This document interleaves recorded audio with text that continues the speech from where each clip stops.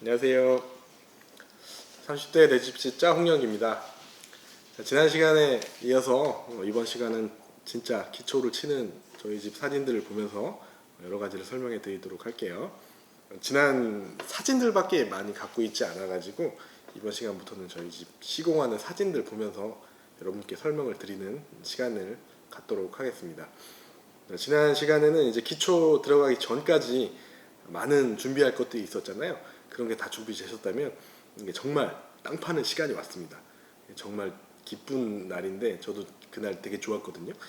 근데 이제 험난한 공사의 시작이 되는 거라서 마음을 단단히 먹으시고 공사에 임하도록 하셨으면 좋겠어요.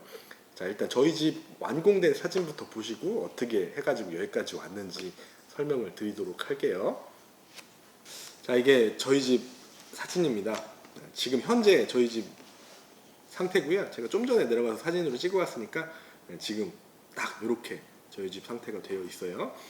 저희 집은 이제 2층 건물이고요. 1층은 상가, 2층은 저희 집 이렇게 둘이서 살고 있는 그런 주택이에요.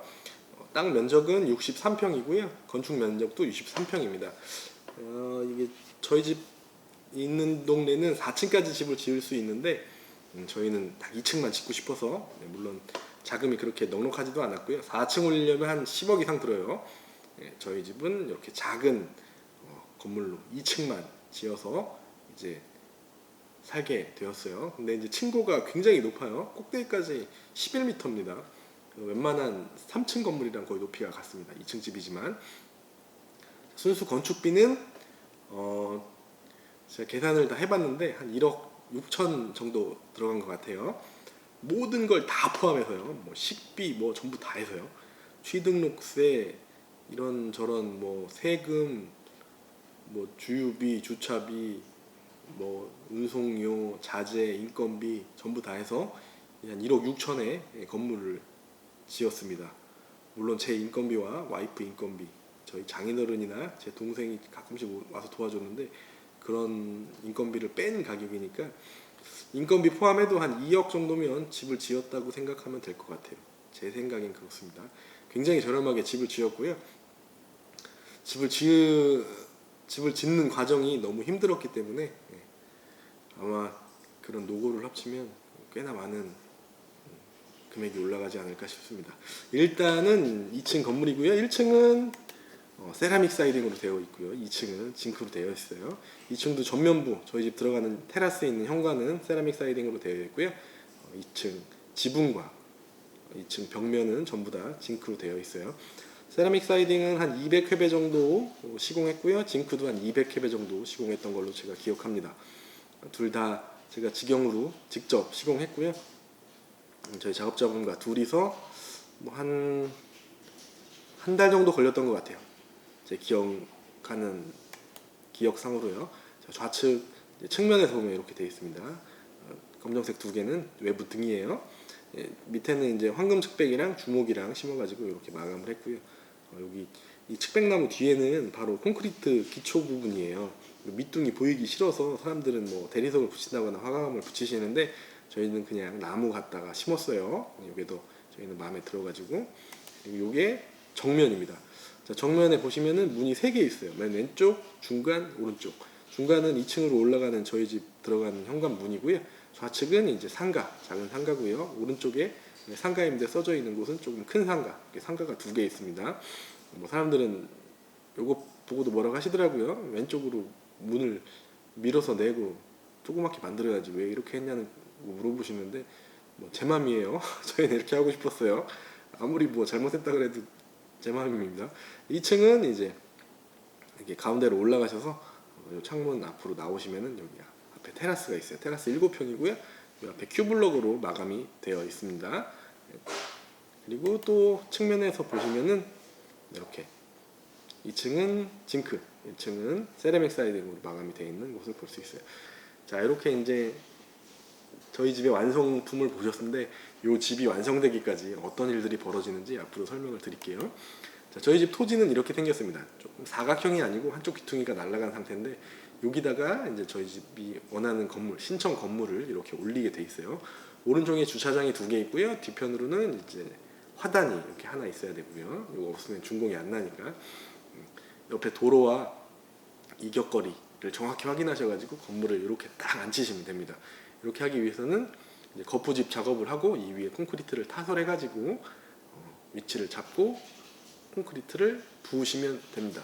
자, 이렇게 저희가 첫 삽 뜨는 날 많은 분들이 오셨는데 저는 그냥 첫 삽 뜨는 날 사기당했기 때문에 감리자분께서 굉장히 짜증을 내셨는데, 왜냐면 3달 안에 끝내야 되는데 엄청 오래 걸리니까요. 제가 뭐 착공계 내고 거의 1년 반 만에 준공 쳤으니까 싫어하실 만도 해요. 자, 그래서 착공계 내면은 이렇게 건축사무소에서 건축허가 표지라는 걸 해주세요. 이걸 현장에 항상 비치하고 박아 놓으셔야지만 여러 가지 민원에 대처하실 수 있어요. 이게 제일 중요합니다. 그리고 나서 골삭기를 부르고 이제 저희 집 흙을 파내기 시작할 거예요. 땅이 좀 오래돼가지고 뭐 여러 가지 안 좋은 것들이 많이 있더라고요. 이 안에 쓰레기도 많고 주변에서 그냥 다 갖다 버리셔가지고 짐 늦게 지으면 이게 문제예요. 정말 저희가 다 치워야 돼요. 이렇게 땅을 파기 시작했어요. 자, 저 빨간색 선은 건물이 앉을 위치를 대충이라도 이제 자질해가지고 해놓은 거고요. 거기다가 저희가 제일 먼저 할 거는 상수도 관을 묻기로 했습니다. 저희 집은 상수도 관이 이제 상수도 파이프에 나와가지고 수전, 나라에서 해주는 그 수전까지 오면은 그 수전에서부터 저희 집 중앙부까지 이어져야 되는데 기초 타설 전에 이미 미리 묻었어요. 그래야지 제일 깊이 묻어가지고 겨울에 널지 않게 하기 위해서 저 깊이 상수도 파이프부터 묻고 시작하기로 했습니다. 그래서 지금 파고 있는 과정이고요. 이렇게 건물 중앙까지 계속 팠어요. 그리고 파가지고 이제 묻은 사진입니다. 가운데까지 들어가서 이제 파이프 2개가 보이시죠? 하나는 왼쪽에서부터 쭉 들어와서 나온 거고, 하나는 다시 거기서부터 시작해가지고 제 눈앞에 부동전까지 온 거예요. 부동전은 뭐 겨울에 사용하는 게 아니죠. 겨울에 얼지 않게 하기 위해서 외부형으로 나온 수전이고요. 부동전이 되게 커요. 한 1m 정도 되는데 땅속에 거의 80cm 정도는 묻어주셔야지 겨울에 동파되지 않고 버틸 수 있습니다. 가끔 보시면 이거 위로 많이 뽑아 올리시는 분들이 계세요. 그냥 부동전의 역할이 안 돼요. 안으로 최대한 깊이 파묻으셔야지 겨울에 물을 빼주고 얼지 않게 할 수 있어요. 자, 이 사진을 보시면은 저 뒤에 이제 다른 트럭이 하나 와 있죠. 이분들이 이제 저희 집 상수도 팔려고 굴삭기 싣고 오신 분들이고요. 오른쪽에 있는 작은 분은 저희 전기업자분 되세요. 지금 전기업자분이 지금 땅을 파셔가지고 이제 이렇게 전기 통신 매놀을 묻었습니다. 통신 매놀 정말 어마어마하게 크죠. 여기에 선 4가닥 들어가는데 이렇게 큰 걸 갖다 묻어야 돼요. 정말 쓸데없는 짓인데 이런 걸 왜 하고 있는지 참 모르겠습니다. 이거 안 해놓으면 한전에서 아예 준공을 안 내줍니다. 꼭 하셔야 돼요. 그리고 땅속에서 여러 가지 통신선들을 찾았습니다. 뭐 SK, LG, KT 이렇게 막 찾아내야 돼요. 저희 집은 안 그러면은 이게 지중 매설이기 때문에 땅 속에로 다 들어와가지고 지상으로는 저희 집은 전봇대가 없어갖고 꼭 이렇게 전선도 그렇고 이런 통신선도 그렇고 다 땅 속에 묻혀 있습니다. 잘 찾아내셔야 됩니다. 이놈들이 처음에 LH공사에서 이 토지를 개발할 때 위치를 정확히 안 해놓으셔가지고 정말 힘들게 찾았습니다. 자, 그리고 이걸 다 찾으시면 되고, 이 사진은 이제 같은 날 우수는 아니고요. 오수배관 하는 겁니다. 오수 트랩이라고 하는데 천안은 모르겠는데 아산은 꼭 이거 업자분 부르셔가지고 전문가한테 맡기셔야 돼요. 그분들이 오셔가지고 저 우수 트랩까지는 꼭 해주고 가십니다. 그래야지 나중에 뒤탈이 없으니까요. 면허 있으신 분한테 꼭 해가지고 이제 하셔도 돼요. 시골에 뭐 매놀하고 이러시는 분들도 시골에 이제 정화조 같은 거 하시잖아요. 그것도 이제 면허 업체에서 하셔야지 필증이라는 게 필요하거든요. 그분들 필증이 이제 중공에 들어가니까 꼭 알아보시고 하시면 되고요. 뒤에 계신 분은 전기 매놀 묻고 계신 거예요. 전기도 매놀이 꼭 필요합니다. 알아서 해주실 거예요. 전기 업자분께서. 자, 그렇게 저희는 요 사진은 통신선이 이제 저기 통신 매놀까지 간 거예요. 정확히 4가닥 들어갔죠. 근데 저 매놀은 너무나 커요. 언제 한번 열어볼지 모르겠습니다. 자, 그렇게 됐고요. 요거는 요 사진은 이제 상수도 하는 사진입니다. 이제 굴삭기가 와가지고 땅을 골착해가지고 저 안에 있는 상수도까지 파낸 다음에 그 파낸 곳에서 저희까지 들어오게 수도관을 연결해 주실 거예요. 굉장히 많이 파더라고요. 사람 하나 들어갈 정도로 파니까 저 아래 수도관이 있습니다. 자, 메인 수도관이 깊숙이 있어요. 뭐 겨울에 얼지 않기 위해서 그렇게 심으신 것 같고요. 요거부터 저희 집까지 이제 연결을 해주실 거예요.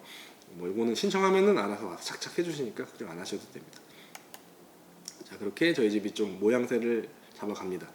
이렇게 저희 집은 매트 기초 할 거고요. 줄 기초랑 매트 기초랑 조금 섞인 건데 가장자리는 좀 깊이, 가운데는 좀 얕게 이렇게 가운데는 좀 얕게 해가지고 이제 기초를 칠 거예요.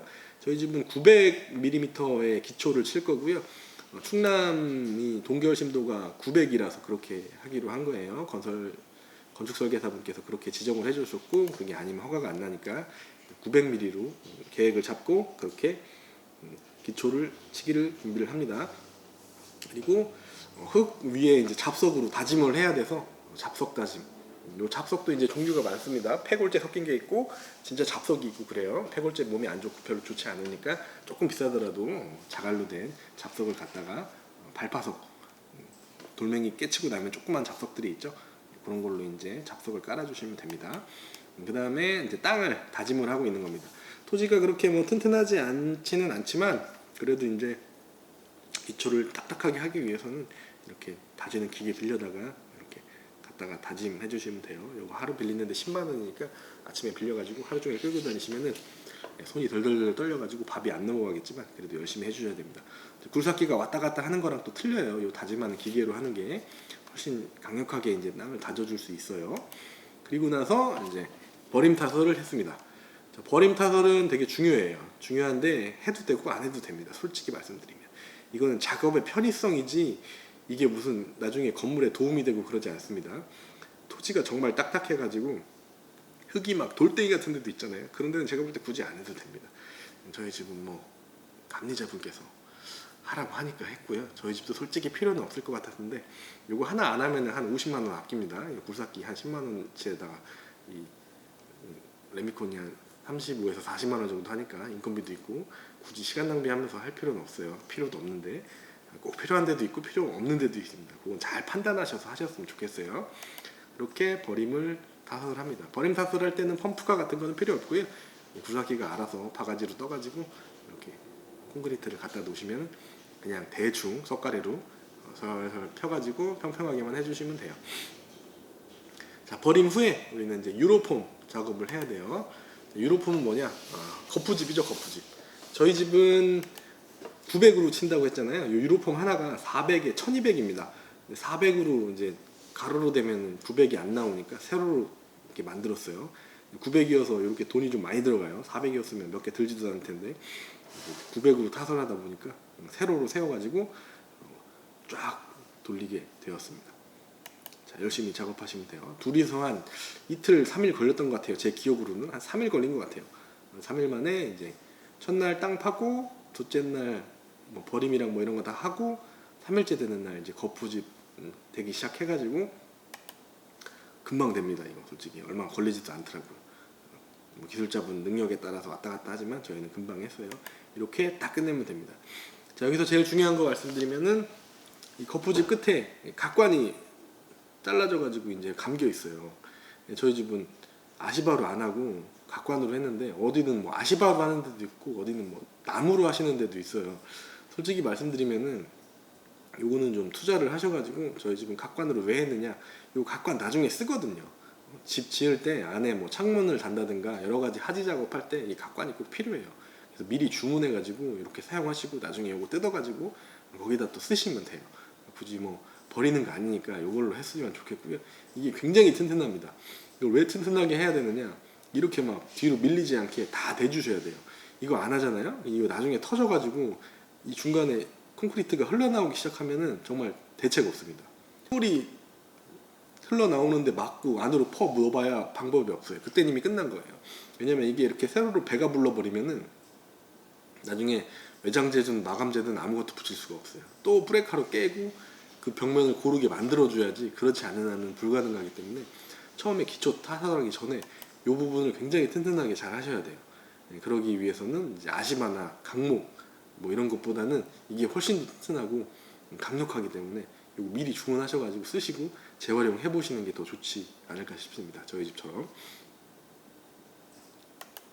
그리고 기초 하기 전에 이렇게 또 배관을 또 작업해야 됩니다. 빨간색은 이제 변기에서 나가는 배관이고요. 빨간색이 아닌 거는 오수 배관이에요. 뭐 설거지 물이나 싱크대, 샤워기에서 나온 물들이 이걸로 나가게 됩니다. 이거 굉장히 중요해요. 이거 구배라고 하는데 구배가 뭐냐면 기울기입니다. 기울기를 잘못 맞추면 물이 빠져나가지 않고 고이고요. 그 안에 썩어가지고 냄새 올라오니까 수평계 들고 잘 보시면서 이 기울기 맞추셔야지 물이 원활하게 바깥으로 빠져나가게 되니까요. 신경 써서 해주시고요. 설비하는 분 부르시면은 알아서 잘 해주실 거라고 생각해요. 그리고 제일 중요한 거 콘크리트 타설하면서 이게 밀릴 수도 있으니까 바닥에 이렇게 철근을 박은 다음에 거기다가 이제 이렇게 반생이로 용접해가지고 밀리지 않게 전부 다 박아주셨으면 좋겠어요. 이게 쉽게 물려요. 콘크리트가 뭐 수십 톤 달하니까 쏟아 넣을 때 힘이 엄청나거든요. 그럼 이게 만약에 위치가 바뀌면은 나중에 변기가 안 오른다거나 뭐 여러 가지 문제점이 발생합니다. 그러니까 꼭 이렇게 바닥을 다 고정해 주셨으면 좋겠고요. 요거 다음에는 이제 스티로폼을 깔아 주시면 돼요.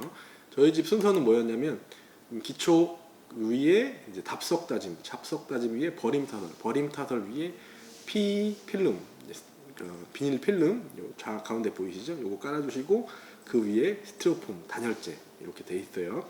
또 단열재 시킬 때 중요한 거는 여기 이 사진 잘 보시면은 가운데만 단열재가 들어가 있죠. 좌우 끝에는 단열재가 안 들어가요. 그러니까 이 면적대로 그대로 시키면은 나중에 남아요. 그러니까 꼭 들어갈 부분을 정확히 판단하시고요. 솔직히 말씀드리면은 완전히 빼곡하게 덮지 않으셔도 됩니다. 그러니까 어느 정도만 덮으시면 되니까 조금 모자라게 시키셔도 저는 좋을 것 같아요. 자, 그렇게 해가지고 이렇게 다 끝났습니다. 자, 여기까지 하는데 뭐 어려움이 없었어요. 시간만 좀 투자하시면은 그냥 특별한 기술 없이도 충분히 할 수 있고요. 기초의 위치와 정확한 코너의 직각 뭐 이런 것만 잘 따져주시면 됩니다. 그거 잘못하면은 나중에 집이 틀어지게 되니까요. 자, 요 다음이 이제 철근이에요. 철근은 이제 저희가 철근 업자분께 맡겼어요. 요 36평 철근 100은 하는데 자재 별도고요. 자재는 도면 주시면 이분들이 알아서 얼마큼 몇 미리 어디서 갖다 놓으라고 딱 알려주세요. 뭐 저희는 어디라고도 안 알려주더라고요. 알아서 그냥 전화해서 철근만 준비해 주시면은 와서 작업하게 가겠다고 하셨습니다. 자, 비용은 제가 150만 원 드렸고요. 뭐 정확히 한 6시간 정도 걸렸던 것 같아요. 제 기억으로 10분이 오셔가지고 6시간 만에 뚝딱 해놓고 그냥 가셨어요. 정말 빠르게 가셨고요. 저는 진짜 신기했습니다. 너무 많은 분들이 오신 것도 너무 신기했고 너무 빨리 일을 하셔도 너무 신기했어요. 근데 뭐 다 그렇게 일을 하시는 분들이니까 완전 전문가시더라고요. 평생 철근 배근만 하신 것 같았어요. 저희 집은 이렇게 복배근으로 복배근이면 이제 가로 세로 2개가 지나가는 거예요. 끝에 부분 이게 줄기초 부분인데 안으로 깊이 들어가서 90cm를 탈선할 수 있게 이렇게 만들어 놓은 철근 배근이 되어 있습니다. 저 안에 있는 거는 타인데 저거 이제 철근끼리 묶어가지고 저 끝에서부터 이 끝까지 묶어요. 용접해가지고 그러면은 그 철근이 이 거푸집이 바깥으로 터져 나가지 않게 그렇게 해주는 거예요. 그리고 이렇게 가운데도 철근을 넣고 열심히 작업을 하셨더니 6시간 만에 다 됐습니다. 복배근 가로 세로 이제 크로스돼 있죠. 이게 위아래로 있는 겁니다. 이게 복배근이에요. 저 안에 이제 저 돌멩이들은 바닥이 그러니까 이게 위아래로 상하로 되어 있기 때문에 잠수교처럼 위에도 있고 밑에도 있는 거예요. 저 콘크리트로 되어 있는 저 벽돌이 없으면 2개가 붙어버려요. 그러면 나중에 아무런 의미가 없기 때문에 중간을 띄워줘야 되거든요. 그래서 이거 스페이서 가면 팔아요. 파는 거 안 쓰고 대부분 냉가벽돌 쓰더라고요. 이거 쓰셔가지고 이렇게 넣으셔서 작업해 주셨습니다. 자, 다 끝났습니다. 자, 다음에 중요한 게 저희 집은 H빔 건물이니까 앙카를 박아야 되고요. H빔 건물이 아닌 분들은 이제 그냥 타설하시고 나중에 앙카 박아서 하시면 되고요. H빔은 왜 앙카를 미리 쳐야 되느냐? H빔 앙카는 자, H빔은 L앙카를 받게 돼 있어요. 웬만한 도면도 보시면 다 L앙카로 돼 있고요. 저희 집은 낚시 앙카로 돼 있더라고요. L앙카랑 낚시 앙카랑 뭐 J 앙카랑 종류가 되게 많습니다. L앙카는 이렇게 돼 있는 게 L앙카고요. 이렇게 L자로. 낚시 앙카는 이게 이렇게 낚시 바늘처럼 다 꺾여 있어요. 이렇게 돼 있어요. 낚시 앙카는 이렇게. 그리고 J 앙카는 이렇게 J자로 되어 있습니다. 유선형으로. 제가 아는 거는 그 세 가지 정도고요. 얼만큼 두껍고 얼만큼 기냐에 따라서 이제 강도와 뭐 이런 게 나뉘게 됩니다. 자, 대부분의 사람들은 다 L앙카를 받겠죠. 자, 여기서 제가 말씀드리는 거는 케미컬 앙카입니다. 뭐 케미컬 앙카가 강력하다고 할 수도 있어요. 사람들이 그런 얘기를 해요. 케미컬 앙카도 충분히 강력하다. 제 생각은 좀 다릅니다. 그러면은 그런 분들한테 물어보죠. 그러면 L앙카가 더 강력합니까? 케미컬 앙카가 더 강력합니까? 뭐 이건 여지없이 L앙카가 더 강력하다라고 말할 수밖에 없어요. 왜냐? 밑에 이제 철근이 이렇게 지나갈 거 아니에요? L앙카는 뭐냐면 이 철근에 L앙카가 이렇게 잡혀 있어요. 이렇게. 무슨 말인지 알겠죠? 이게 철근이 지나가면 L앙카가 이렇게 물고 있어요. 낚싯바늘처럼. 이 철근을 L앙카가 이렇게 물고 있다. 케미컬 앙카는 뭐냐? 그냥 이렇게 박혀 있는 거예요. 물론 뭐 케미컬 작용에 의해서 이게 튼튼히 박혀 있다고 하는데 이렇게 박혀 있는 거고, L앙카는 들어가서 이렇게 물고 있는 겁니다. 뭐가 더 강력할까요? 당연히 L앙카가 강력합니다. 콘크리트가 다 깨져도 이 L앙카가 철근을 물고 있기 때문에 이 뽑아내려면 철근이 동시에 딸려 나오게 돼 있어요. 근데 무조건 L앙카나 J앙카가 훨씬 더 강력해요. 근데 이제 업자들이 잘 안 하려고 하는 이유는 뭐냐? 나중에 이 앙카를 잘못 박잖아요. 그러면은 H빔을 세울 수가 없습니다. L앙카의 위치가 틀어지면 H빔이 정확히 구멍이 4개 뚫려서 오는데 L앙카가 위치가 1, 2mm라도 이렇게 틀어지잖아요. 그럼 빔이 이 위에 안 꽂혀요. 그럼 이걸 홀을 내든가 앙카를 더 움직이든가 해야 되는데 이게 굉장히 복잡하고 힘들어요. 그래서 웬만한 사람, 어떤 H빔 업체의 팀장이나 오야지 정도 되면은 이 L앙카 정도는 심을 수 있는데, 그렇지 않으면 못 하시는 분들도 많아요. 부득이하게 L앙카를 쓸 수 없어서 케미컬 앙카를 박는 경우도 있어요. 왜냐하면 나중에 작업이 그 L앙카 때문에 방해가 된다거나 뭐 이런 경우도 있는데, 그런 부분을 제외하고는 기초 치실 때 L앙카를 넣어가지고 미리 치시는 게 훨씬 더 좋으니까요. 꼭 빔 업체에 요청을 하셔가지고 요 단가 다 포함되는 거예요. 제가 알기로는 오셔서 미리 L앙카를 받고 가셔야 됩니다. 왜 이거를 직접 하면 안 되느냐? 요거 잘못해가지고 H빔 업체에서 설치하러 왔는데, 빔을 설치하려고 딱 왔는데 L앙카가 잘못 박아졌어요. 이건 책임 소재가 너무 힘들어요. 누가 잘못했는지, 누가 대나오셔야 되는지 모르기 때문에 그분들이 전부 다 일임 해가지고 맡기고, 그분들이 알아서 핸들링 할 수 있게 처음부터 기초 치기 전에 미리 스케줄을 좀 넉넉히 잡아가지고 그분들이 오셔서 앙카를 바꿀 수 있게 그렇게 해주시는 게 제일 좋습니다. 자, 그렇게 해가지고 저희 집도 앙카를 박았습니다. 저희는 그냥 저희가 박았어요. 왜냐? 요때까지만 해도 저희는 H빔 업체를 생각을 못했어요. 제가 업체 선정을 못했기 때문에 너무 많은 견적을 받고 있었고, 제가 뭐 사기를 한번 당하고 나니까 업체 선정이 너무 힘들더라고요. 그렇게 해서 저희는 저희 반장님께서 그냥 H빔 앙카를, 악시 앙카를 박았습니다. 이렇게 미리 이제 요 철판이 보이시죠? 요게 이제 H빔 하단에 있는 베이스 플레이트예요. 그 베이스 플레이트는 대부분 두께가 엄청 두꺼워요. 저희 집 뭐 24T, 큰 거는 뭐 30T 이렇게 되는데, 그런 걸 미리 갖다 박을 수는 없으니까 그 위치, 그 홀이 이제 정확히 어딘지 알아야 되니까 그냥 1T짜리 철판에다가 구멍을 레이저로 뚫어가지고 가져다가 그냥 미리 얹어놨어요. 이러면은 앙카가 밀리지 않는다는 장점도 있고 정확히 위치에 있는다는 장점도 있어요. 이렇게 해가지고 이제 앙카를 심었죠. 앙카를 심고 나서 전부 다 밑에다 용접했고요. 요 철근이랑, 그리고 여기 콘크리트 타설 전에 이렇게 초록색 테이프로 감아주셔야 돼요. 나사선이 이제 손상되지 않게 해주시면 됩니다. 이렇게 했는데도 저희 집은 앙카가 4개인가가 돌아갔어요. 아무리 열심히 해도 꼭 이렇게 문제가 발생해요. 물론 크지 않아서 이제 오한마로 때려가지고 위치 잡아서 빔을 설치하긴 했는데, 그렇지 않게 하기 위해서는 신중에 신중을 거듭하셔야 됩니다. 자, 여기 콘크리트 타설하는 날이고요. 열심히 콘크리트를 때려 붓고 있습니다. 자, 바이브레이터가 제일 중요해요. 저 빨간색 옷 입으신 분이 이제 움직이는 진동이 있는 그 바이브레이터로 안에 있는 공기층에 공기를 다 바깥으로 뽑아내고 계십니다. 저희 집은 회니시아라는 걸 했습니다. 이제 뭐 기계 미장인데, 미장을 원래 사람이 하잖아요. 저희 집은 기계 미장했거든요. 기계 미장은 이제 미장 하시는 분들이 이제 흑칼로 미장면을 계속 이제 만지시잖아요. 기계 미장은 그거를 떠나서 엄청나게 더 많이 만지게 돼 있어요. 모터에 이제 흑칼이 달려 있어가지고 돌아가면서 이제 그 바닥면을 이제 다져주는 이제 깎아내는 뭐 그런 형식인데 굉장히 맨질맨질하고 나중에 이제 훨씬 더 튼튼해집니다. 그냥 놔뒀을 때보다. 뭐 저희는 1층이 상가기 때문에 뭐 방통 칠 것도 아니고 한 번에 미장면을 끝내가지고 나중에 거기에 에폭시나 이런 걸로 마감하려고 했기 때문에 기계 미장을 불렀고요. 저희는 기계 미장 하는 팀에서 요 콘크리트를 같이 받아주셨어요. 그래서 아주 저렴하게 이제 콘크리트를 타설했습니다. 거의 끝나가네요. 자, 이렇게 해서 모두가 끝났습니다. 이 상태고요. 뭐 잘 보시면 아시겠지만 굉장히 이 거푸집을 튼튼하게 대놔서 뒤로 뭐 밀린거나 콘크리트가 새거나 이런 게 없어요. 아주 중요한 겁니다, 이게. 자, 이렇게 해놓고 뭐 한 3일 후에 저 거푸집 탈거하시면 돼요. 저는 한 일주일 만에 거푸집을 이제 탈거를 했고요. 이렇게 튼튼하게 바짝바짝 굳어가고 있어요. 한 일주일이면 충분히 끝나요. 한 3일이면 올라가셔도 되고 한 일주일 지나면은 이제 떼기 시작하면 돼요. 너무 오래 놔두시면은 너무 단단하게 굳어가지고 이 거푸집이 떨어지질 않으니까 한 일주일 지나면은 다 철거해서 반납하시면 됩니다. 자, 다 반납을 했고 저희는 계속 물을 주고 있었죠. 물을 줘야지 이제 거푸집 떼고 나서 이제 양생하는 데 도움이 되니까 이렇게 해가지고 저희는 11월 달에 이제 기초를 끝냈어요.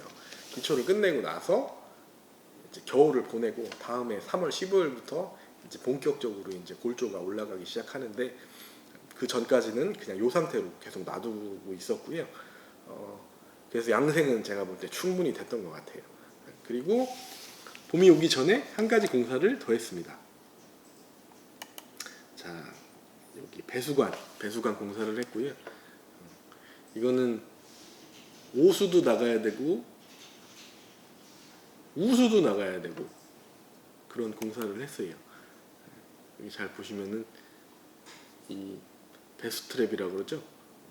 여기 오수가 나가는 구멍입니다.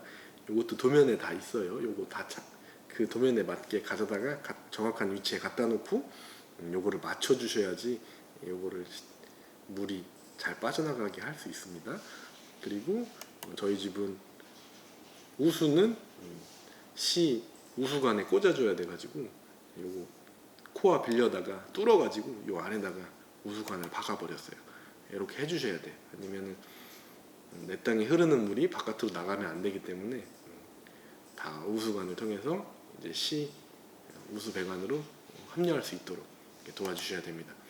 자, 그렇게 이렇게 우수 배관 다 이 까만색 관이 이중벽관인데 굉장히 튼튼합니다. 땅속에 묻어 놓으시면은 차가 밟아도 깨지지 않고 그러니까 좀 튼튼한 걸로 자동차가 밟을 수 있는 공간은 튼튼한 걸로 해주시면 좋아요. 그리고 나서 이렇게 되메우기 해주시면 됩니다. 자, 깔끔해졌죠? 우수관 들어가는 배수 트랩도 보이고 다 파져 있었는데 이제 건물이 이제 레벨이 그러니까 위치가 딱 맞았어요. 옆에 있는 땅들이랑. 자, 이렇게 마감을 했습니다. 자, 이렇게 대매욕을 해가지고 흙으로 다 메꿔줬어요. 자, 여기까지가 이제 기초가 끝이에요. 괜찮나요? 뭐 굉장히 많은 일이 벌어지기 전이라서 여기까지는 저희도 되게 좋았거든요. 굉장히 즐거운 상태였고 재밌게 기초공사를 마쳤고요. 기초공사하면서 제일 중요한 거는 이게 장비라는 게 들어온단 말이에요. 그래서 불삭기도 들어오고 뭐 덤프 차량도 들어오고 그리고 레미콘 차량도 들어오고 뭐 잡석 다지는 기계도 들어오고 펌프카도 들어오고 뭐 그렇습니다. 솔직히 이런 거는 가격이 그렇게 뭐 중요하지 않습니다. 왜냐하면 그냥 정해져 있어요. 더 깎을 수도 없고요. 돈을 더 주는 건 받으시겠지만 더 깎을 수가 없어요. 왜냐하면 협회가 있고 그 사람들이 거의 다 이런 담합이 이루어져 있기 때문에 제가 뭐 제 동생이 포크레인 불삭기 하지 않는 한은 거의 불가능합니다. 이거 깎는 게. 근데 이제 나중에 아시겠지만 장비 부른 날은 그렇게 시간이 빨리 가요. 그래서 장비 부르시는 날은 해야 될 일들을 정확히 적어 놓으시고 그거에 맞춰서 정확히 하셔야 돼요. 만약에 안 끝나더라도 그날에 해야 될 일들을 정확히 이제 스케줄을 정해 놓으셔야지 안 그러면 그냥 우왕좌왕 하다가 시간은 다 가버려요. 그 사람이 그냥 일 안 하고 서 있어도 문제 없습니다. 그 사람은 돈을 다 받고 가는 거기 때문에. 그리고 꼭 장비 섭외할 때 경력이 좀 있으신 분들 그런 분들 섭외하시는 게 좋아요.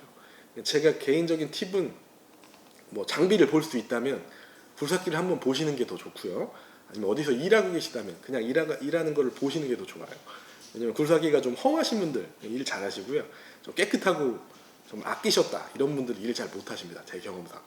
그리고 뭐 솔직히 아침에 와가지고 이게 붐대라 그러죠. 굴삭기 이렇게 펴가지고 한 바퀴 돌려보시고 막 이런 워밍업 하시는데 붐대만 피는 것만 봐도 이 사람이 아 오늘 일 좀 많이 하시겠구나. 아 잘못 불렀네. 뭐 이런 게 판가름 날 정도입니다. 정말 몸살이시는 분들은 진짜 일 안 하시려고 그러고요.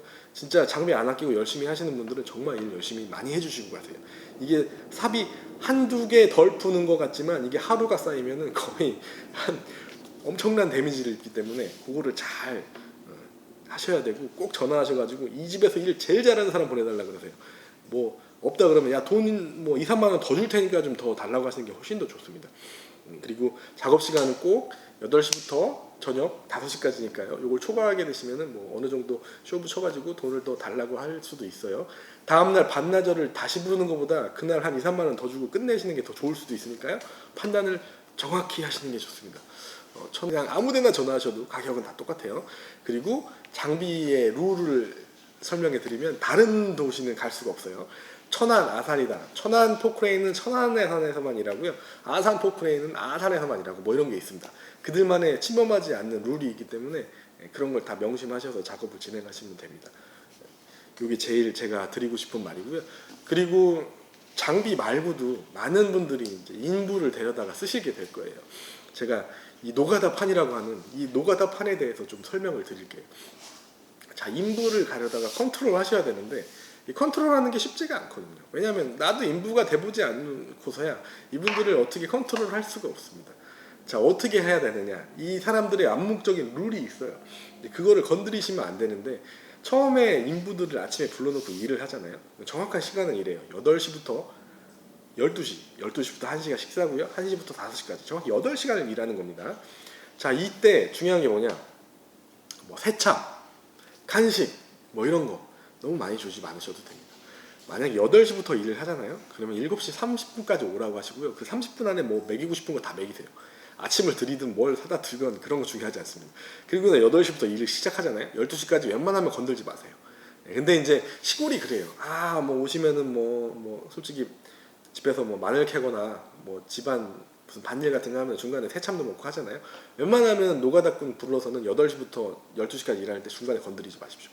중간에 뭐 음료수 한 잔 뭐 10분 쉬고 이러는 상관없어요. 중간에 뭐 간식 먹자고 뭐 30분 쉬고 뭐 담배 한 대 피고 이러지 않으셔도 됩니다. 굳이 그러실 필요도 없고요.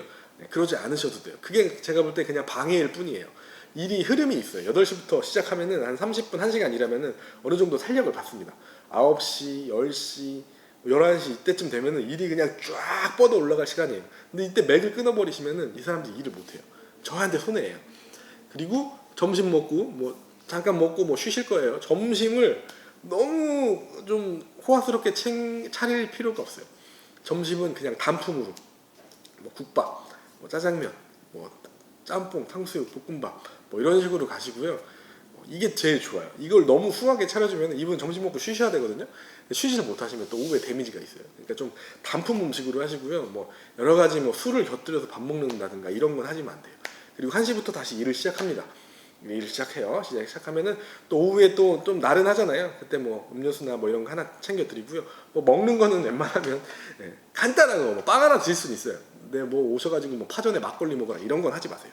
그렇게 하셔가지고 정확히 한 5시 정도까지 끝날 텐데 4시 반이면 짐 챙기려고 하실 수도 있어요. 그렇게 하시면 안 돼요. 정확히 단호하게 얘기하십시오. 5시까지 끝내주셔야 된다. 5시 딱 끝나면은 그때부터는 뭘 해주셔도 상관없습니다. 왜냐? 오늘 일이 끝났잖아요. 저녁 먹고 뭐 막걸리도 한 잔 먹고 파전에 뭐 동동주를 드시든가 뭐 저녁을 사주시든가 그런 건 알아서 하십시오. 그 낮에 한 일에 대해서. 하지만 이 낮에 일하는 동안은 그분들한테 웬만하면 터치하지 마시고요. 이런 걸 물어보세요. 지금 잘 하고 있는 건가요? 잘 되고 있는 겁니까? 그것도 많이 물어보지 마시고요. 뭔가 의문이 생길 때. 그리고 필요한 건 없는지 꼭 챙겨주시고요. 일하다 보면 분명히 필요한 게 생겨요. 그런 걸 바로바로 대응해 주시는 게 이제 건축주가 해야 될 일이에요. 뭐 볼트가 쓰다가 모자랄 것 같아요. 보니까 오늘 다 사용하지 못하고 이제 모자랄 것 같아요. 그럼 미리 가서 사다 주셔야죠. 이런 것도 다 챙겨 주셔야 되고 자재나 공사 진행되는 거에 신경 쓰시고요.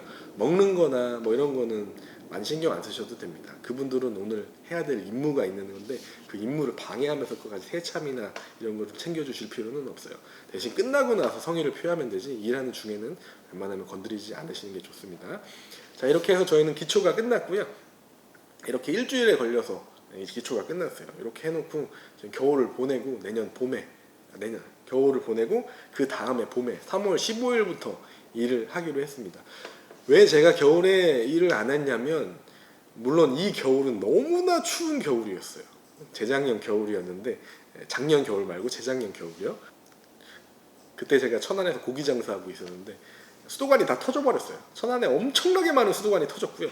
그분들 일 다 못하시고 막 그럴 상황이었거든요. 물론 너무 추워서 일도 못했고 제 개인적으로는 한 11월까지 기초는 치셔도 돼요. 첫 눈이 오기 전까지 영하로 떨어지기 전까지 그 이후에 봄이 올 때까지는 웬만하면은 일을 진행을 안 하시는 게 좋습니다. 뭐 이런 말도 있어요. 아파트 1년 만에 다 짓니? 물론 그럴 수 있어요. 겨울에도 짓고 다 지을 수 있죠.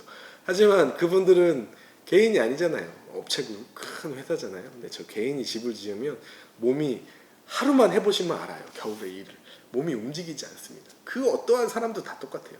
찌뿌둥하고 이 능률이 오르질 않아요. 손이 시려워서 움직이지도 않는데 이걸 볼트를 하나씩 받고 망치질을 해야 되고 감각이 떨어져요. 그럼 대충 하게 되고요. 집에 하자가 생기게 마련입니다. 그래서 제일 좋은 건축 시기는 언제냐? 봄 아니면 가을이라고 저는 말씀드리고 싶어요. 여름은 또 너무 더우니까 솔직히 더운 게 추운 것보다 나은 것 같아요. 제 느낌상으로는. 그래서 겨울은 피해 주셨으면 좋겠다. 일의 능률상 그렇게 아주 효율이 좋지 않다. 제일 중요한 거는 해가 짧아요. 아침 8시에 출근했는데도 해가 뜨지 않는 경우도 있어요. 물론 떴겠지만 어둑어둑 하던 말씀입니다. 여름이 더 좋아요. 여름은 정말 해가 지지 않기 때문에 시간 가는 줄 모르고 일하게 됩니다. 그래서 겨울에는 추가 공사하기도 편하고 훨씬 더 좋으니까 겨울을 피해서 여름이나 해가 길 때 따뜻할 때 공사를 진행하셨으면 좋겠고요. 다음 시간은 제가 골조가 어떻게 올라가는지 설명을 드릴게요. 골조는 정확히 3일 만에 완성됩니다. 자, 다음 시간에 뵙겠습니다. 감사합니다.